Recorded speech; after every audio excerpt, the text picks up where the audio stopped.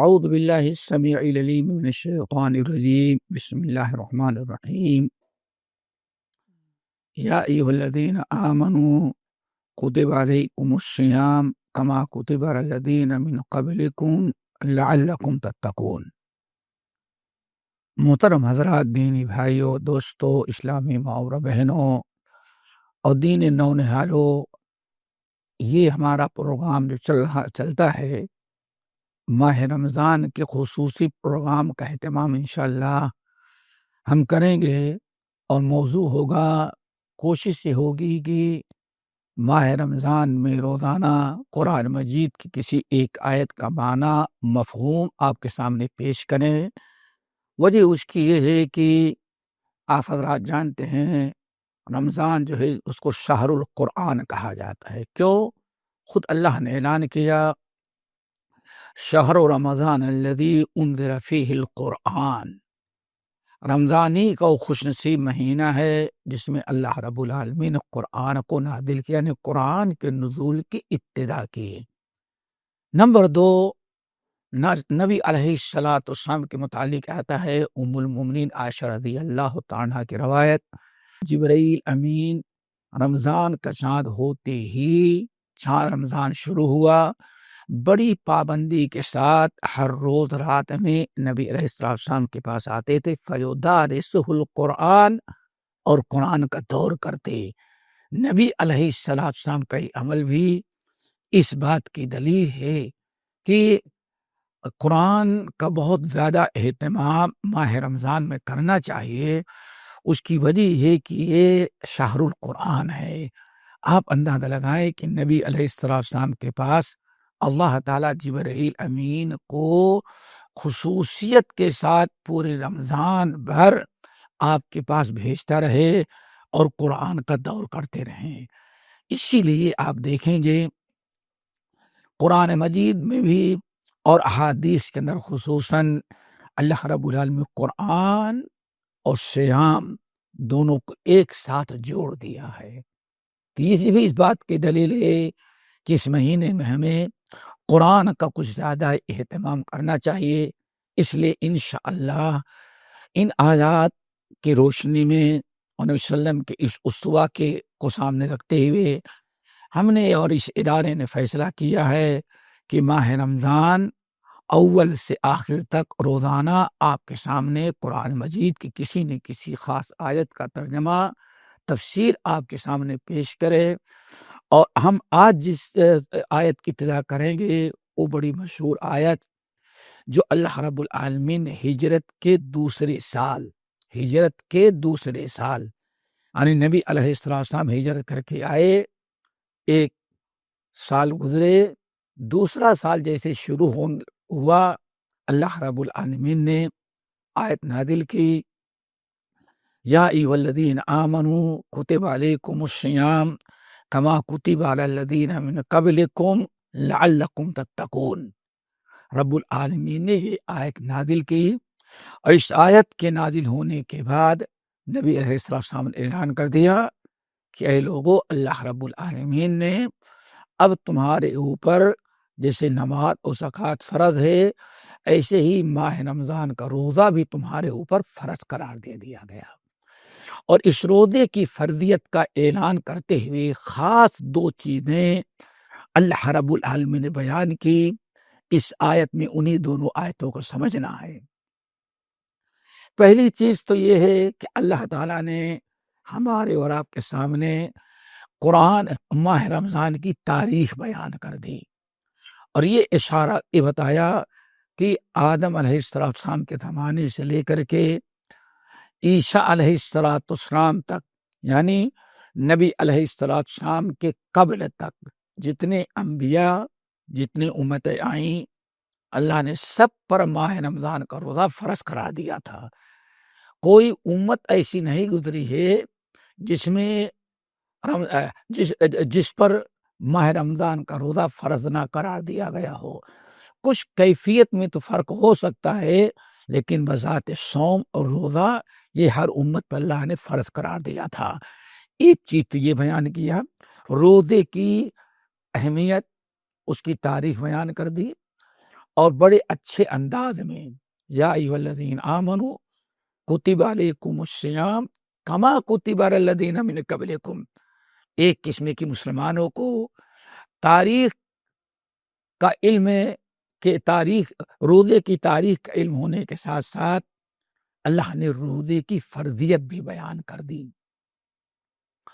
اور یہ بھی بیان کر دیا کہ تم پر جو روزہ فرض قرار دیا گیا ہے وہ کوئی صرف تمہارے ہی ساتھ خاص نہیں، تم سے پہلے بھی امتوں پر یہی رمضان کا روزہ فرض قرار دیا گیا تھا اور وہ روزہ رکھتے تھے۔ اس سے اہل ایمان کو ایک تسلی اللہ تعالیٰ دے رہے ہیں، ان کے اندر حوصلہ افزائی کر رہے ہیں، ان کی حوصلہ افزائی کر رہے ہیں کہ ماہ رمضان کا روزہ کوئی نئی چیز نہیں ہے، تم سے پہلے بھی اچھے لوگ روزہ رکھتے رہے۔ ایک تو یہ، نمبر 2، روزے کے اغراض اور مقاصد، اللہ تعالیٰ نے روزے کا مقصد بیان کر دیا۔ دوستو یہی مقصد سمجھنا ہے۔ اللہ رب العالمین نے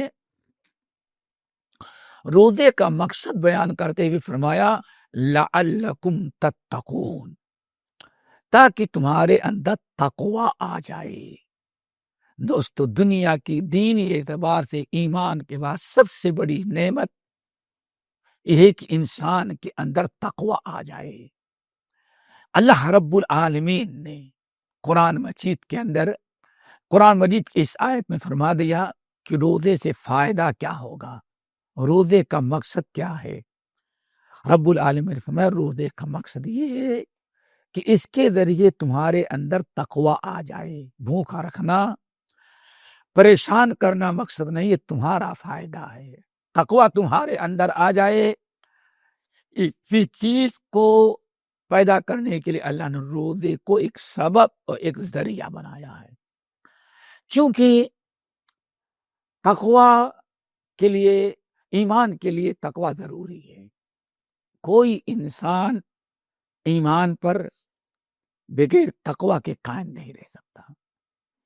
اسی لیے جتنے انبیاء گزرے ہیں، ہر نبی کو تقوی کا، ہر امت کو تقوی کا حکم دیا تھا۔ وَلَقَدْ وَصَّيْنَا الَّذِينَ، اور فرمایا اے نبی، آپ سے پہلے جتنے نبی آئے تھے وہ اور آپ کو، ہم سب کو ایک ہی وصیت کی ہے، تاکہ ان اتقوا اللہ، کہ اپنے اندر تقوی پیدا کرو۔ تقوی ہی کے بعد انسان اللہ تعالیٰ کا محبوب بندہ بنتا ہے، اور تقوی ہی کے بعد انسان اپنی اصلاح کرتا ہے، اللہ رب العالمین کے اعمال اور شریعت پر عمل کر پاتا ہے، احکام و شریعت پر عمل کر پاتا ہے۔ اس لیے تقوی کی بڑی ضرورت ہے۔ نبی علیہ الصلوۃ والسلام اس لیے ہمیشہ سب سے زیادہ لوگوں کو تقوی کی وصیت کرتے تھے۔ مثلا آپ ذرا دیکھیں، اللہ کے نبی علیہ الصلوۃ والسلام کے پاس اب ایک شخص آیا، کہنے لگا یا رسول اللہ انی ارید سفرا فزودنی، یا رسول اللہ میں سفر میں جانا چاہتا ہوں، میرے پاس سواری کے نظام ہے، چلا جاؤں گا، لیکن راستے میں توشے کا کھانے کا انتظام نہیں ہے۔ تو فزودنی، یا رسول اللہ برائے مہربانی آپ میرے لیے توشے کا انتظام کر دے۔ توشہ یعنی راہ کھانے پینے کا انتظام کر دے۔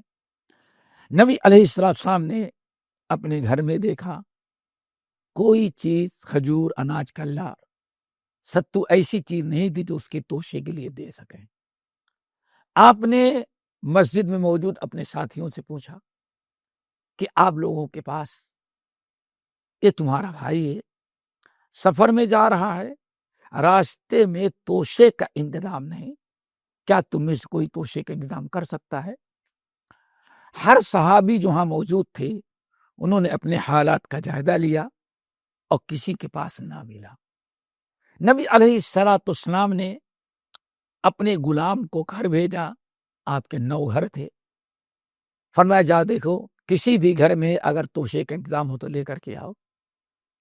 وہ شخص لوٹ کر کے آیا، کہا یا رسول اللہ آپ کے 9 گھر ہیں، کسی گھر سے بھی اس کے توشے کا انتظام نہیں ہو سکتا۔ اب وہ شخص مجبور ہو گیا، نبی علیہ السلام نے آگے بلایا اس کو، آگے آیا، آپ نے پوچھا کیا چاہتے ہو؟ کہا یا رسول اللہ انی ارید سفرا فزودنی، میں سفر میں جانا چاہتا ہوں، میرے پاس توشے کا انتظام نہیں، ویران جنگل پہاڑوں کے راستے طے کر کے فلاں جگہ تک جانا ہے، راستے میں بھوکا مر جاؤں گا، کہیں توشے کا انتظام نہیں، تو آپ توشے کا انتظام کر دیں۔ آپ نے ارشاد فرمایا جا آگے بڑھ، جب قریب آئے تو آپ فرمایا جا زودک اللہ التقوی، جا اللہ تجھے تقوی عطا کر دے۔ وہ مانگ رہا تھا دنیا کے سفر کا توشہ، سب سے لمبا سفر دوستو اور کٹھن سفر آخرت کا ہے، موت سے جس کی ابتدا ہوتی ہے اور حشر کے میدان میں جب تک جنت اور جہنم کا فیصلہ نہ ہو جائے، اتنا طویل سفر ہے۔ اللہ اکبر، کوئی معمولی سفر نہیں، بڑا کٹھن، بڑا مشکل، بڑا دور دراز لمبا سفر ہے۔ انسان مرا اور سفر آخرت شروع ہو گئی، سفر ہے یہ۔ نبی علیہ السلام نے ارشاد میں جا ہم تیرے آخرت کے سفر کا توشہ دیتے ہیں، اللہ تعالیٰ جو تقوی عطا کر دے۔ ذرا دیکھیں، ایک انسان بھوکا پیاسا سفر میں نبی علیہ السلام سے توشہ مانگ رہا ہے، تو آپ نے کتنا حکیمانہ فیصلہ کیا۔ 2 سفر ہیں ہمارے سامنے، 2 سفر ہیں، ایک سفر ہے دنیا کا، آپ اپنے گھر سے نکلیں، کہیں جا رہے ہیں، اپنے شہر سے نکلیں، دوسرے شہر جا رہے ہیں، اپنے ملک کے ایئرپورٹ پر بیٹھے کسی دور دراز ملک پہ جا رہے ہیں، سفر پلین کے ذریعے سفر ہے۔ ایک سفر تو دوستو دنیا کا ہے جو چند دنوں میں ختم ہو جاتا ہے، چھوٹا تھا سفر ہے، بھوکا پیاسا انسان گزار لیتا ہے۔ لیکن ایک سفر جو شروع ہوتا ہے دوستو موت سے شروع ہوتا ہے، اور انسان کے پاس آمدنی کا، اس کے پاس پیسے کا کوئی تصور نہیں۔ گھر والے نے، سوچئے آپ کے بیٹوں نے، ماں باپ نے، اہل و عیال نے، دوست احباب، بھتیجے اور بھانجوں نے، سب کچھ ہے، لیکن آپ کو سفر پر روانہ کرتے تو صرف کفن دے کر روانہ، بس۔ آپ نے کبھی سوچا آج دنیا کا سفر جب آپ کرنے لگے، کوئی توشے کا انتظام کرتا ہے، کوئی گفٹ دیتا ہے، کہتا ہے اس کو رکھیں سفر میں کام آئے گا۔ آپ نے کبھی سوچا دونوں سفر پر، ایک سفر دنیا کا ہے، ماں دعائیں دیتی ہے، باپ دعائیں دیتا ہے، دوست احباب تحفے دیتے ہیں، تحائف دیتے ہیں، اور آپ کے کھانے کچھ بہنیں، کچھ مائیں، کچھ بیوی ایسی ہوتی ہیں کہ جو اپنے شوہر کو، اپنے بیٹے کو، اپنے بھائی کو جدا کرتے وقت کتنی چیزیں پکا پکا کر کے دیتے ہیں، لے جائیں سفر میں کھائیے گا۔ یہ سفر تو سب کا کٹ جاتا ہے، لیکن وہ سفر پر غور کریں،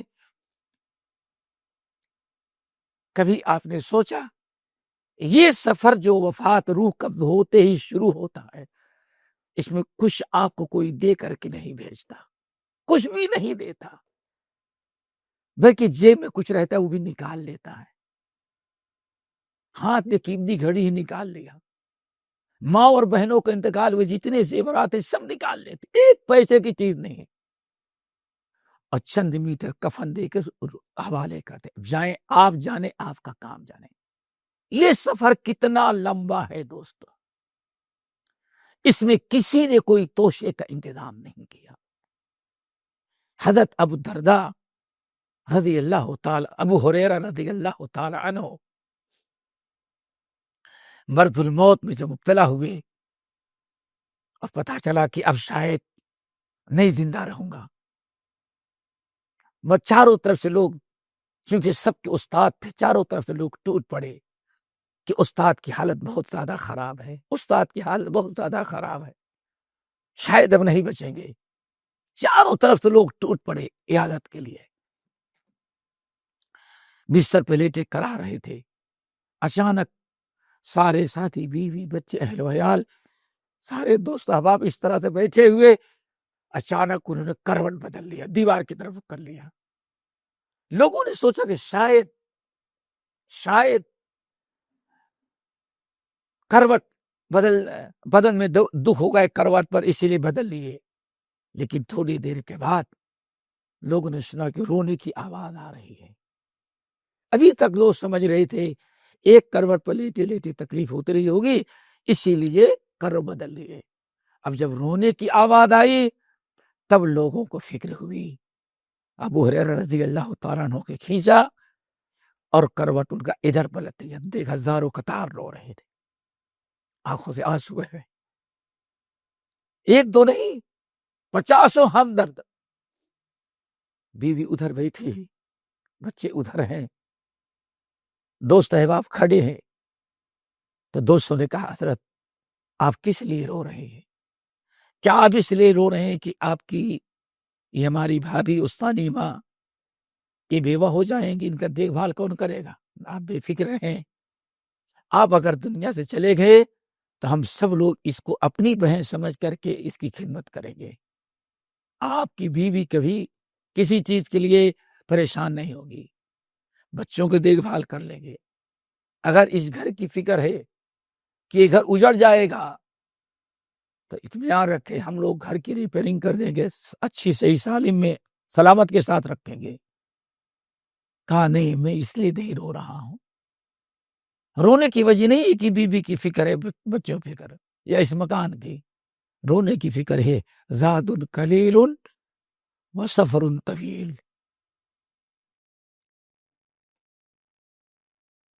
رونے کی وجہ یہ ہے کہ ایک ایسے سفر میں جا رہا ہوں آج کہ توشہ بہت کم ہے لیکن سفر بہت لمبا ہمارا ہے۔ اب آپ ذرا سوچیں، اتنا مشکل سفر، تو نبی علیہ السلام نے وہ صحابی جو توشہ مانگنے کے لیے آئے تھے کہ اللہ رسول میں سفر میں جا رہا ہوں، میرے توشے کے انتظام کر دیں۔ آپ نے فرمایا زودک اللہ التقوی، جاؤ ہم دعا کرتے اللہ تعالیٰ تمہیں آخرت کا توشہ، موت سے جو سفر شروع ہوگا اور قیامت تک جاری رہے گا، اس لمبے سفر کے لیے دعا کر دیتے ہیں کہ اللہ اس سفر میں کام آنے والا تجھے دنیا میں تقوی عطا کر دے۔ یہ ہے میرے بھائی اور دوستو تقوی کا مقام۔ سب سے بڑا توشہ انسان کو موت کے آتے ہی اگر سب سے بڑا توشہ اگر کام آتا ہے تو تقوی ہے، زودک اللہ والتقوی۔ اور یہی تقوی ہمارے اندر آ جائے تو دنیا کے اندر اپنی اصلاح کرنے، جنت کا مستحق بننے، جہنم سے بچنے کا، اللہ تعالیٰ کی غضب اور لعنت سے بچنے کا سب سے بڑا سبب جو ہو سکتا ہے وہ یہی تقوی ہے۔ تو رب العالمین نے روزے کا اہم مقصد بیان کیا، لعلکم تتقون، تاکہ تمہارے اندر تقوی آ جائے۔ اب یہ تقوی کیسے آ جائے؟ رمضان کا روزہ رکھیں اور تقوی ہمارے اندر کیسے آ جائے؟ تو بہت سارے فوائد بیان کیے جاتے ہیں۔ بعض سلف نے 6 چیزوں میں اس کو مختصر کر دیا ہے کہ ان 6 چیزوں کو روزہ رکھنے کے ساتھ ساتھ اگر ہمارے دل و دماغ میں یہ 6 چیزیں ہیں تو یقیناً روزے سے فائدہ ہوگا، اور اللہ رب العالمین روزے کے برکت سے تقوی ہمارے اندر پیدا کرے گا، اور جب تقوی پیدا ہو گیا تو دنیا آخرت دونوں سے جاتی ہے۔ آئیں، سب سے پہلی چیز، یہ 6 جو پوائنٹس ہیں، 6 طریقے سے 6 چیزیں، روزہ 6 انداز سے سبب بنتا ہے ہمارے تقوی کا، لعلکم تتقون کا۔ اور پھر ایک بات اور بتائیں ہمارے یہ بھائی اور بہنوں، آپ کوئی عمل کریں محنت کرے فائدہ نہ ہو تو بیکار ہے. اس لیے رمضان کے ابتدا ہی میں آپ کے سامنے یہ بات رکھ دے رہی ہیں کہ روزہ رکھیں تو اس نیت کے ساتھ کہ ہمارے روزے کی برکت سے ہمارے اندر تقوی آ جائے. اس لیے انشاءاللہ پہلے ہی رمضان کو آپ کو یہ چیز بتا دی جا رہی ہے. جیسے آپ ہر چیز کی نیت کر لیں، یہ بھی نیت اور ارادہ کر لیں، مقصد بنا لیں کہ کوشش کریں، اللہ تعالیٰ سے دعا بھی کریں کہ رمضان کی برکت سے ہمارے اندر تقوی پیدا ہو جائے، اور تقوی پیدا ہو گیا تو ہم کامیاب ہو گئے، اپنے مقصد میں کامیاب ہو گئے. اگر رمضان ایسے گزر گیا اور تقوی نہ پیدا ہوا تو ہمارا بھوکا پیاسا رہنا بیکار ہوگا. محنت آدمی محنت کرے اور مزدوری نہ پائے. ایک انسان روزہ رکھے لیکن روزے کا اجر و ثواب نہ پائے، مقصد میں کامیاب نہ ہو، یہ بڑا نقصان اور خسارہ ہے. تو اس لیے سمجھیں 6 پوائنٹس ہیں. سب سے پہلے تو یہ سمجھیں کہ تقوی کہتے کس کو ہیں. تو یہ 6 جو نکات اور 6 پوائنٹس ہم نے آپ کے سامنے رکھنے کا ارادہ کیا ہے، آپ کو آسانی سے سمجھ میں آ جائیں گے. تقوی پہلے سمجھیں. تقوی حضرت قرآن مجید میں سورہ آل عمران کی آیت یا ایھا الذین آمنوا اتقوا اللہ حق تقاتہ ولا تموتن الا وانتم مسلمون. حق تقاتہ، اے ایمان والو تم اللہ تعالیٰ سے اتنا ڈرو، اتنا تقوی تمہارے اندر آئے کہ جس سے تقوی کا حق ادا ہو جائے. قرآن مجید میں ہر جگہ تقوی کا حکم، لیکن اس آیت میں ہے تقوی ہی کافی نہیں بلکہ تقوی ہو اور تقوی کا حق ادا ہو جائے. اس سلسلے میں بعض احادیث مرفوعہ عبداللہ بن عباس، جابر بن عبداللہ بن مسعود، یہ بڑے بڑے صحابہ کرام جو ہیں ان کی موقوف روایات بھی ہیں. اس کا خلاصہ یہ ہے، پوچھا گیا کہ تقوی کا حق کیسے ادا ہوگا، تو جواب ملا 3 چیزیں ہمارے 3 انداز سے ہمارے اندر اللہ کی اطاعت فرما برداری آ جائے تو تقوی کا حق ادا ہو گیا. نمبر 1، یا یوں سمجھے تقوی کے 3 ارکان ہیں. جب یہ 3 ارکان ادا ہوتے ہیں تو تقوی پورا ہو گیا. نمبر 1، ان یطاع فلا یعصی. نمبر 2، ان یذکر فلا ینسی. نمبر 3، ان یشکر فلا یکفر. یہ 3 چیزیں یاد رکھنا ہے ہمیں. جب یہ 3 چیزیں ہماری رمضان کی برکت سے ہمارے اندر آ جائے تو سمجھ جاؤ کہ کامیاب ہو گئے، تقوی آ گئے ہمارے اندر. اور 3 چیزیں کیا ہے؟ نمبر 1، ان یطاع فلا یعصی. اللہ اکبر. اللہ کے ڈر سے آپ گناہوں سے بچے، اور اللہ کے ڈر سے اور اجر و ثواب کی نیت سے آپ اللہ کی فرما برداری کریں. یعنی رمضان کا چاند آیا، رمضان کا چاند آیا، چاند نکلتے ہی رمضان شروع ہو گیا. اب آپ روزہ رکھیں تو 2 نیت ہونی چاہیے. نمبر 1، روزہ رکھیں تاکہ اللہ ہم سے خوش ہو جائے، اللہ کی فرما برداری ہو. روزہ رکھیں تاکہ روزے پر جو اجر و ثواب کا وعدہ اللہ نے کیا ہے وہ اجر و ثواب مجھے حاصل ہو جائے. دیکھا آپ نے، روزہ رکھے تھے 2 چیزیں.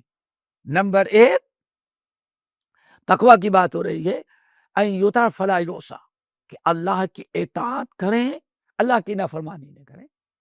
یعنی آپ جب اللہ تعالی کی بات پر، کسی حکم پر عمل کریں، جیسے رمضان کی بات چل رہی ہے، روزہ رکھیں تو روزہ رکھنے کے ساتھ ساتھ آپ کا یہ تصور ہو روزہ اللہ نے ہم پر فرض قرار دیا ہے، اور روزہ رکھیں تاکہ اللہ ہم سے خوش ہو جائے اور اللہ اپنے فرما بردار وفادار بندوں میں مجھے شمار کر لے.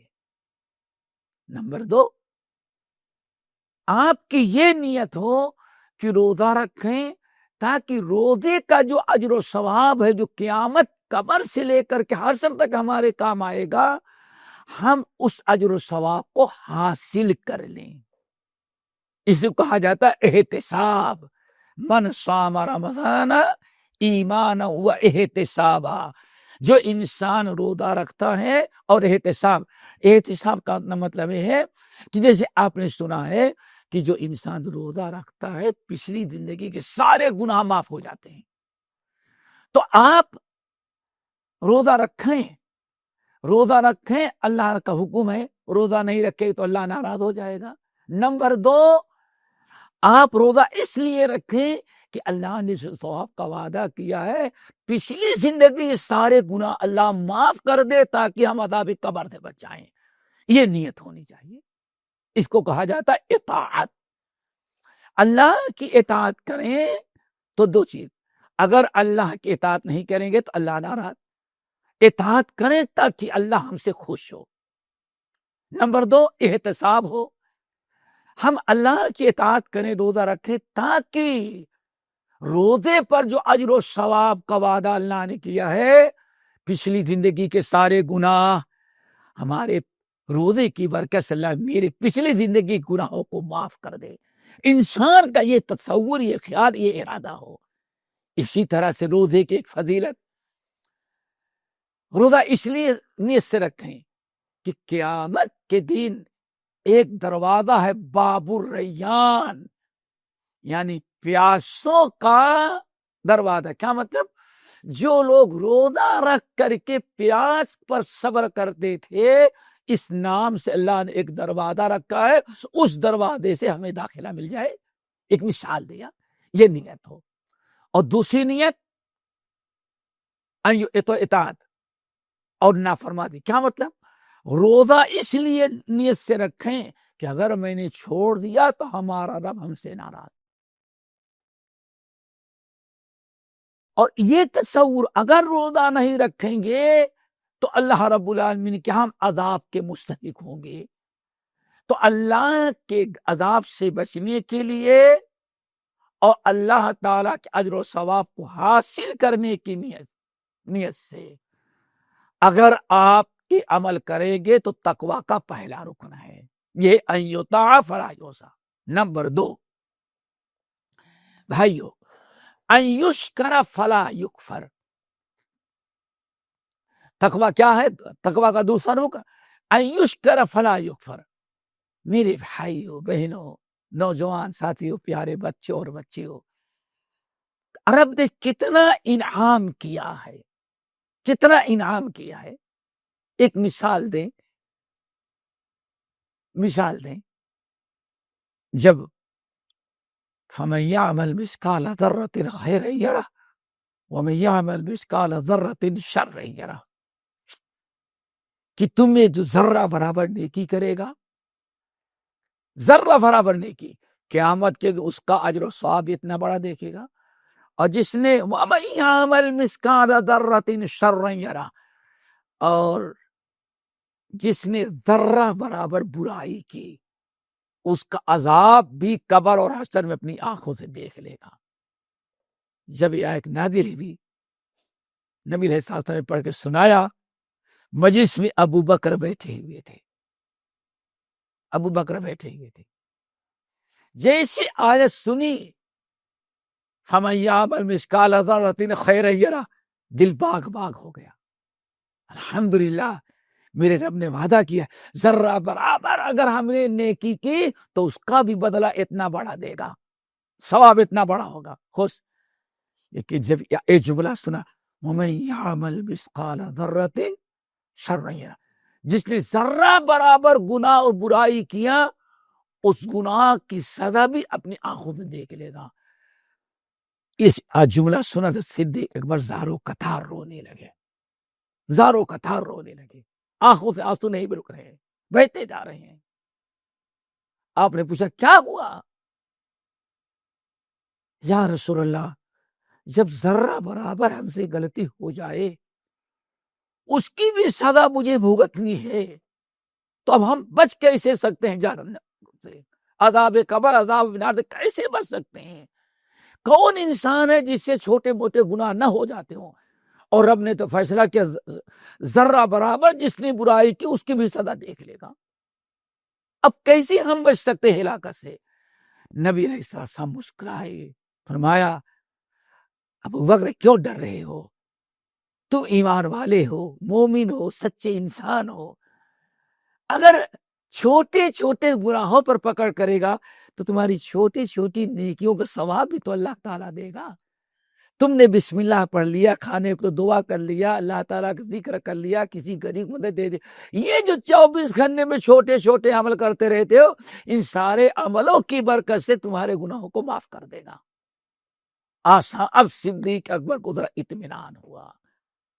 تو دوستو اس چیز پر نگاہ رکھیں. پہلی نمبر 2 ان یشکر فلا یکفر. بتا رہا تھا کتنی نعمتیں اللہ نے دی ہیں، اور انہی نعمتوں میں ایک نعمت میرے بھائی اور بہنوں یہ ماہ رمضان کا روزہ ہے. کیسے بڑی نعمت؟ آپ بتائیں دنیا میں کوئی انسان